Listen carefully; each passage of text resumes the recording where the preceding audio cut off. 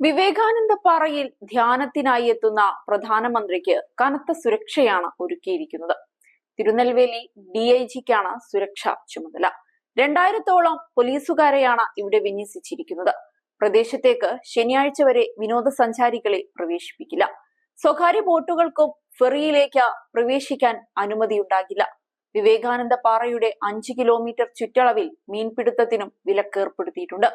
DIG Pravesh കുമാറിന്റെയും SP സുന്ദരവദനത്തിന്റെയും നേതൃത്വത്തിൽ വിവേകാനന്ദ പാറ സ്മാരകം, ബോട്ട് ജെട്ടി, ഹെലിപാഡ്, സംസ്ഥാന ഗസ്റ്റ് ഹൌസ് എന്നിവിടങ്ങളിൽ സുരക്ഷാ ക്രമീകരണങ്ങൾ പരിശോധിച്ച് വിലയിരുത്തി കഴിഞ്ഞു. ഇന്ന് വൈകിട്ടോടെയാണ് പ്രധാനമന്ത്രി കന്യാകുമാരിയിൽ എത്തുക. തിരുവനന്തപുരം വിമാനത്താവളത്തിൽ നിന്നും ഹെലികോപ്റ്ററിൽ കന്യാകുമാരിയിലേക്ക് തിരിക്കും. ഗസ്റ്റ് ഹൌസിൽ വിശ്രമത്തിന് ശേഷം 5:20 ധ്യാനത്തിനായി പ്രത്യേക ബോട്ടിൽ വിവേകാനന്ദ പാറയിൽ എത്തും. കന്യാകുമാരിയിൽ ഭഗവതി ക്ഷേത്രത്തിലും അദ്ദേഹം ദർശനം നടത്തും.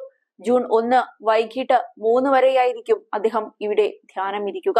45 മണിക്കൂറാണ് അദ്ദേഹം ധ്യാനമിരിക്കുന്നത്. ഈ സാഹചര്യത്തിൽ തീരദേശ സുരക്ഷാ ഗ്രൂപ്പും ഇന്ത്യൻ കോസ്റ്റ് ഗാർഡും ഇന്ത്യൻ നാവികസേനയും സമുദ്രാതിർത്തികളിൽ ജാഗ്രത പുലർത്തുമെന്ന് അധികൃതർ അറിയിച്ചിട്ടുണ്ട്.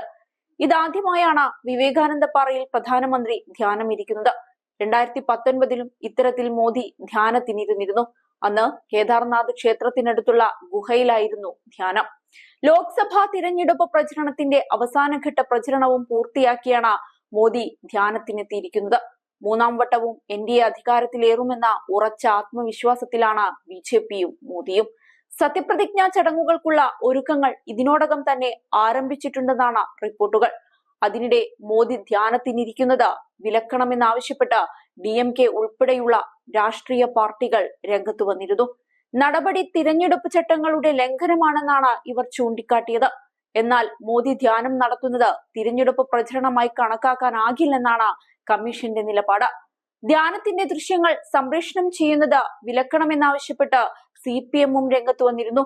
വ്യക്തിപരമായ കാര്യത്തിനാണ് മോദിയുടെ ധ്യാനമെന്നും ഇത് രാഷ്ട്രീയ നേട്ടത്തിന് ഉപയോഗിക്കുന്നത് പെരുമാറ്റച്ചട്ട ലംഘനമാണെന്നുമാണ് CPM ചൂണ്ടിക്കാട്ടിയത്. എന്നാൽ ഈ ആവശ്യവും കമ്മീഷൻ തള്ളുകയായിരുന്നു. അതേസമയം കടുത്ത ആത്മവിശ്വാസത്തിലാണ് മോദിയും കൂട്ടരും. ഇതിനോടകം 350 സീറ്റിലധികം നേടിയെന്നാണ് പ്രചരണത്തിലടക്കം മോദിയും അമിത്ഷായും ഉന്നയിച്ചത്. ഇത്തവണ 400 സീറ്റ് NDA നേടുമെന്നാണ് പ്രചരണത്തിലടക്കം നേതാക്കൾ ഉന്നയിക്കുന്നത്. ദക്ഷിണേന്ത്യൻ സംസ്ഥാനങ്ങളിൽ നിന്ന് മാത്രം 100 സീറ്റ് നേടുമെന്നും പ്രധാനമന്ത്രി അടക്കമുള്ളവർ പ്രചാരണത്തിൽ പറഞ്ഞിരുന്നു.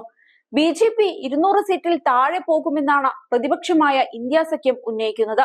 തിരഞ്ഞെടുപ്പ് വിദഗ്ധൻ പ്രശാന്ത് കിഷോർ NDA നേട്ടമുണ്ടാക്കുമെന്നും പ്രവചിച്ചിരുന്നു.